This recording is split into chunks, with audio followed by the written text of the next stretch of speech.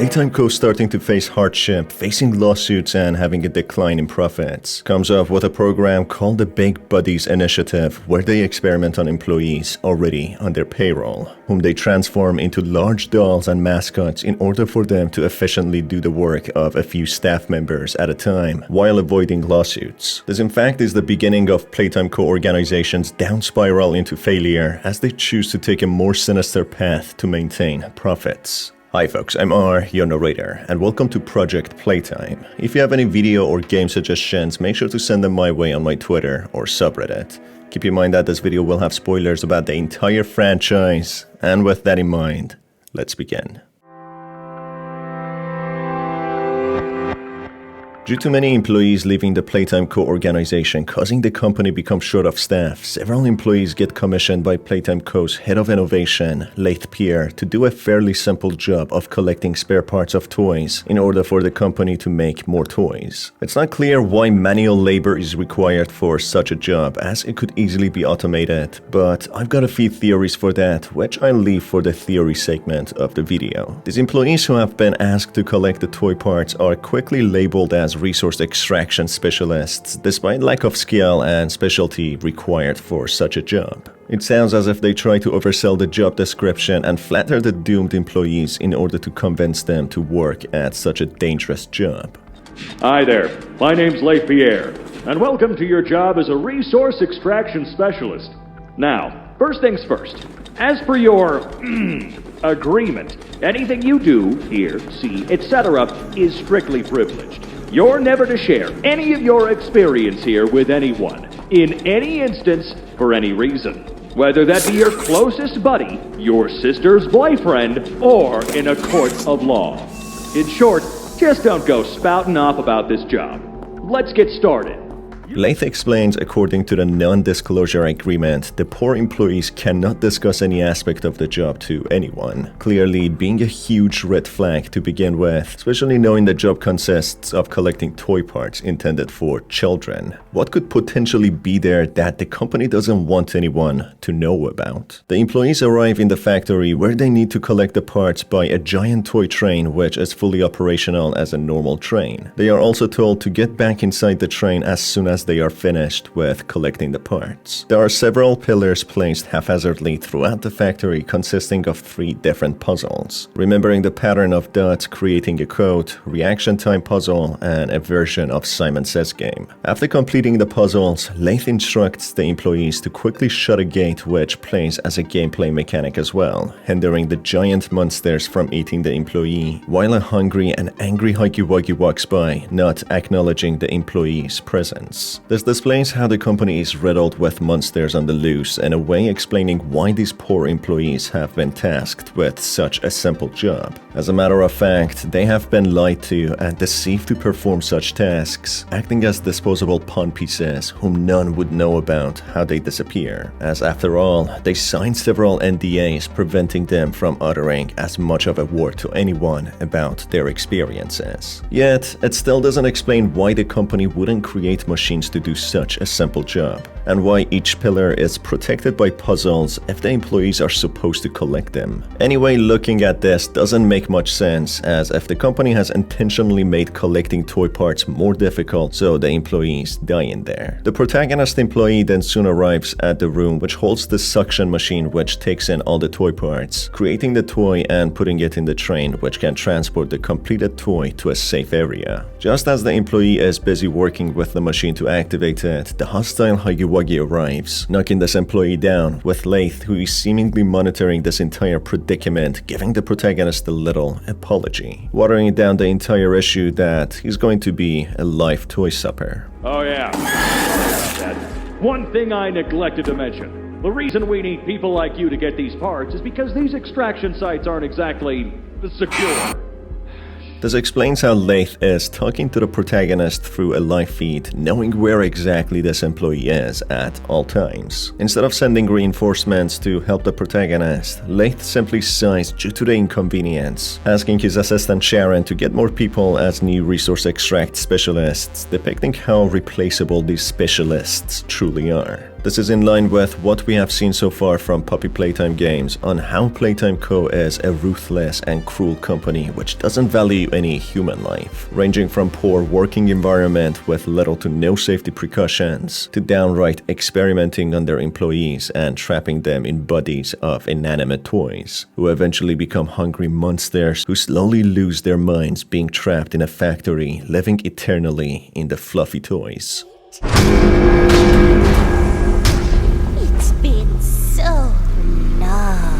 Just as the employee is dragged by the large Huggy, knowing it's the end of him, he finds himself thrown down a hatch where he sees two other employees just like himself called Johnny and Maggie, who have been in the same predicament, with Laith having completely forgotten about them, displaying absolute lack of care about their actual well-being, just being relieved he doesn't have to find new employees to take their role. While down the hatch, many more Huggy Wuggies try to emerge out of pipe openings in order to feed on the trapped employees, as that's how the monsters work. They help each other to feed, while the human-like employees help each other to survive. Just like Whack-A-Wuggy game in Chapter 2, the employees need to use their grab packs to push the Huggies back in, preventing them from coming out. Laith asks another employee by the name of Bill to use his grab pack and pull the resource extraction employees back up. This is also a gameplay mechanic which allows the employees to help each other out when they are taken by any of the monsters on the loose. As soon as all the employees are back on the ground floor, the suction machine places the toy parts into the train, with Laith instructing them to quickly run to the train before the monsters capture them. Running to the train, the employees press on a button calling for it when they eventually get on and leave. The perspective suddenly shifts to the giant Huggy Wuggy sometime later, who gets instructed by a monstrous voice to get up as the others are hungry and starving. The monstrous voice then continues that the specialists who have come to the site of the factory, the abandoned part where monsters like Huggy are on the loose, are here to collect toy parts to create a giant toy just like him, not being too clear if toys like Huggy who are alive or just large inanimate toys. The others are hungry. The others are starving. Get up. They are trying to build more toys, more like you. It has to be stopped. Are you ready? You will see the location of every puzzle pillar. Protect them. Kill everyone in sight. Good. Send them down the hole. Feed them to the toys below. Quickly, or they will escape your grasp. The voice instructs Huggy to knock down the first survivor and drop them into the feeding pit where more toys below reside, being extremely hungry and forgotten. Toys that have been talked about in Chapter 1 in one of the tapes, where the scientist explains how the ones below have come up, taking over a section of the factory. That's why I'm making this log, so that the same mistake won't be made twice. Any future experiments will need to be contained and disposed of in a secure location. I'm not worried about myself. One breakthrough and I'll be back. We must forge onwards in the name of science, whether those who are beneath us understand it or not. End of... Huggy, following the voice's instructions, soon manages to throw all the specialists down the feeding pit, where the toys below feast on, with Huggy soon going into a hibernation, waiting for more to come so the toys can be well fed.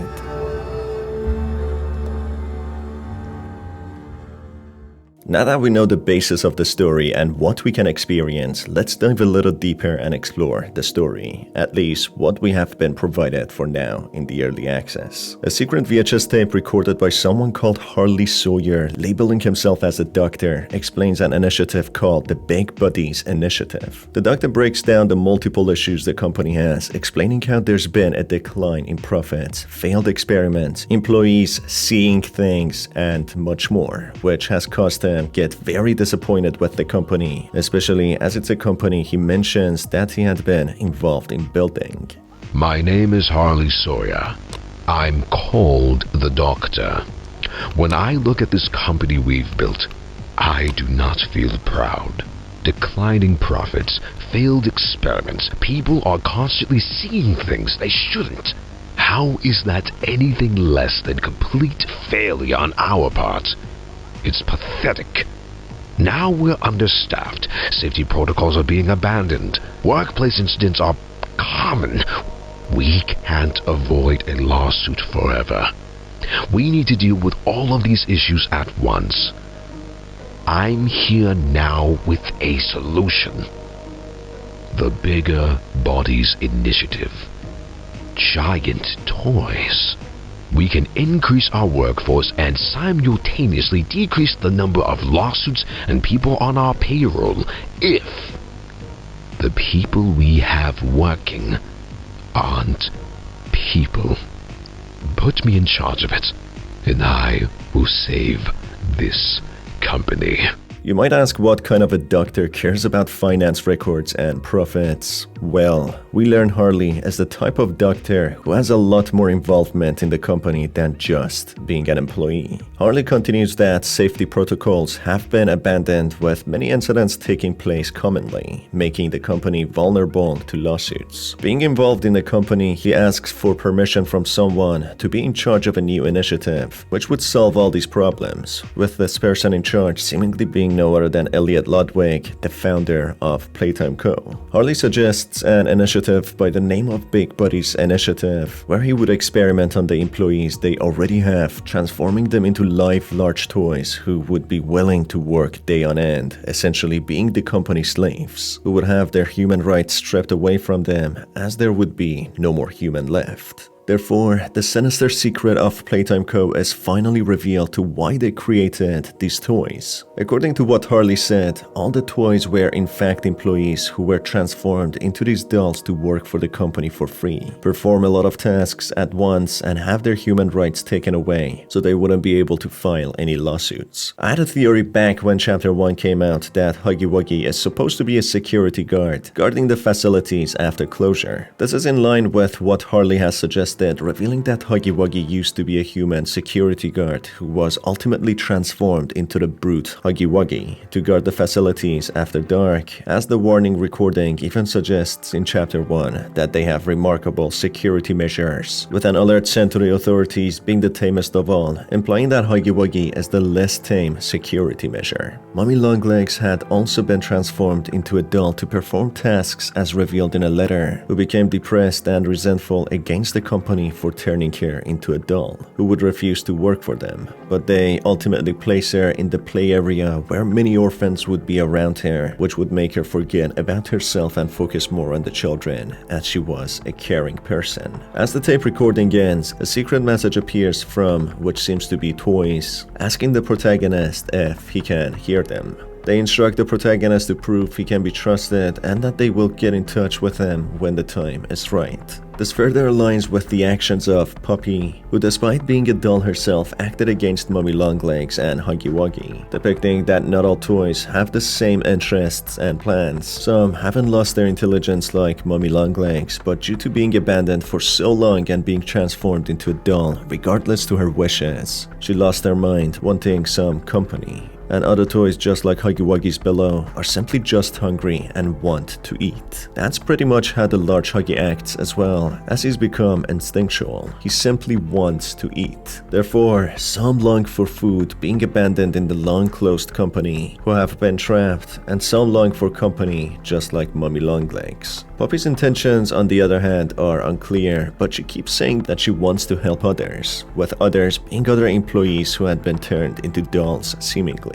Now back to a question I raised earlier, why does the company send in actual employees into the facilities rather than having it automated? To answer this question, the simplest answer coming to mind is that it's not that simple and the employees need to manually find the toy parts and collect them. But if that's so, why have they been locked in pillars with puzzles on them? Maybe, just maybe, the toys themselves placed these toy parts in these pillars and protected them with puzzles so the employees can have a difficult time collecting them. This also acts as a bait for more employees to come so the monsters can eat them. The second theory I have is that the company sends the employees there rather than having it done automatically because the monsters have sabotaged the suction machine and other machineries, something that the dolls have a special ability of doing. Therefore, the company might not have sinister intentions, they simply have no other choice than to send these employees down this dangerous path. The final theory I have is more dark and sinister. There's a possibility that the company intentionally sends these employees to these monster-riddled facilities so the monsters could be fed. The employees are muted by several NDAs, preventing them from ever uttering a word out to the public, and possibly even not mentioning where they are to their families, so when they're gone, no one would know where they went and what happened to them. The reason Playtime Co. required these toy parts though is that they want to create more toys, just like Huggy Wuggy. Toys like him as part of their Big Buddies initiative commissioned by Harley Sawyer, otherwise known as the Doctor. Maybe another reason that these toys want to kill these employees other than feeding on them is that they do not want more toys just like them to be created, being tormented for eternity, trapped in the bodies of dolls. This depicts the cruelty of this company, displayed in the disregarding tone of Leif Pierre when talking about the employees dying and simply being hassled only by the thought that they need to look for new employees to replace the already dead ones, dismissing the fact that he would be endangering more lives, treating them simply as tools for toy part collection,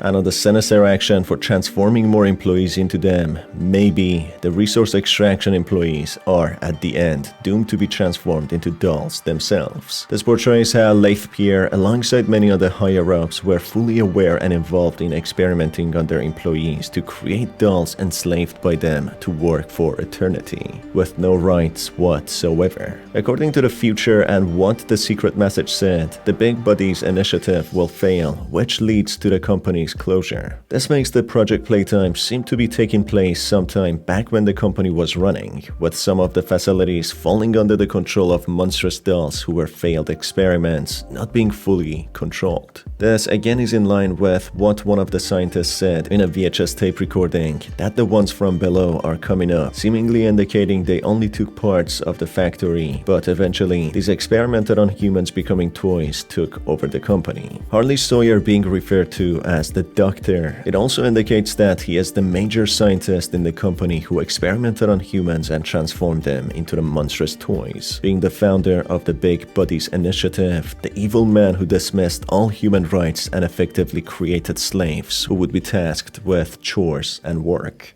The others are hungry. The others are starving. Get up. They are trying to build more toys, more like you. It has to be stopped. Are you ready? Now, something that was really intriguing to me was how the monstrous voice guiding Huggy Wuggy spoke similarly to how the protagonist was encouraged after every time he died. In the death screens, the protagonist was told that the others are hungry or starving and he needs to get up. Exactly how Huggy Wuggy was guided. As a matter of fact, the death screen texts had very similar way of speech to how the monstrous voice inside Huggy Wuggy directed him. This might in a way suggest that the protagonist is indeed himself a doll, who has an internal voice instructing him to get up and push on for whatever purpose. Shout out to Terrico for coming up with this theory long ago when Chapter 1 just came out. This is something I'll be digging in deeper to get to the bottom of, so make sure to stay tuned for more Puppy Playtime and Project Playtime videos. We're gonna leave it right here for now, focusing on more ambiguous aspects of the game on later videos. If you folks enjoyed this video, make sure to stay tuned for more by hitting on the subscribe button and the notification bell. It's been your host Star, and I will see you on the next one. Take care.